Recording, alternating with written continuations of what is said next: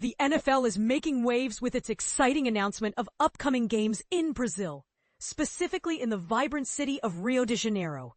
This marks a significant expansion of the league's international presence, as they plan to host 3 games over the next 5 seasons, with the inaugural match set to kick off next season. Previously, the NFL held games in Sao Paulo for the last 2 years. But now they are shifting their focus to Rio, a city known for its passionate sports fans and lively atmosphere.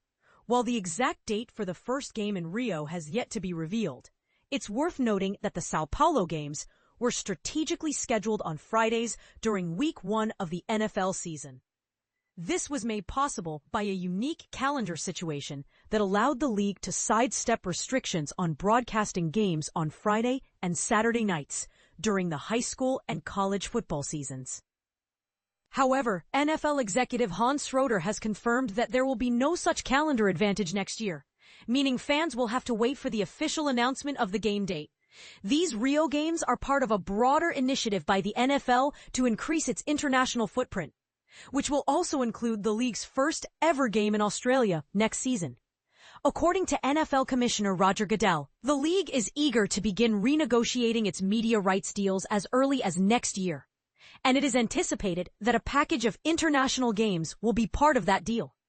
In other news, ESPN is shaking things up with Emily Kaplan, a well-known NHL reporter who is transitioning into a new role as an insider this season. This position is similar to those held by prominent figures like Adam Schefter for the NFL, Shams Charania for the NBA, and Jeff Passan for baseball. Kaplan has been a key part of ESPN's NHL coverage since the network resumed airing games in 2021, serving as the lead reporter for the Inside the Glass segments. While she will continue to cover significant games, including opening night, her new role will see her appearing more frequently in studio, similar to her counterparts in other sports. This shift is particularly interesting as ESPN has not previously had a dedicated NHL insider role, although EJ Hradek was a familiar face on studio shows during ESPN's earlier partnership with the NHL. Kaplan's increased presence on ESPN this season is expected to enhance the network's hockey coverage, making it more engaging for fans.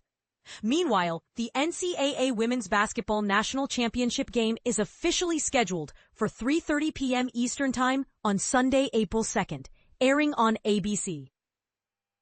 This marks the 4th consecutive year that the championship will take place in the afternoon, with this year's start time being slightly later than the previous 2 years.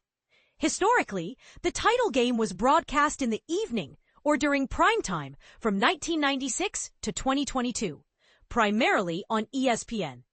ESPN's president of content, Burke Magnus, explained that the decision to keep the game in the afternoon is strategic, as Sunday evenings are typically reserved for major entertainment programming, such as American Idol. This scheduling allows the championship to lead into the evening news and the primetime lineup, maximizing viewership. Interestingly, Sunday afternoons tend to attract the highest viewership, particularly around 4:25 p.m. Eastern Time, which is when the NFL games usually draw the largest audiences.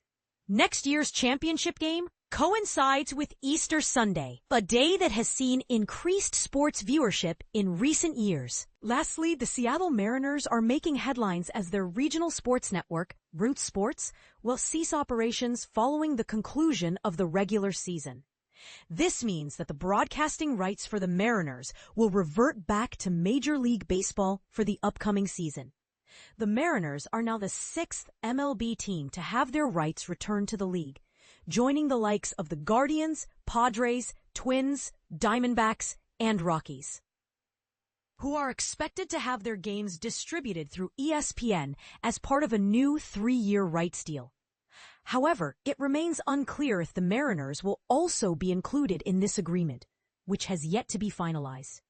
In a broader context, MLB Commissioner Rob Manfred has indicated that by 2028, the league aims to centralize the broadcasting rights for all 30 teams, which could significantly change the landscape of how baseball is viewed across the country. This shift raises important questions about the future of local broadcasting in sports and how it will adapt to the evolving media landscape.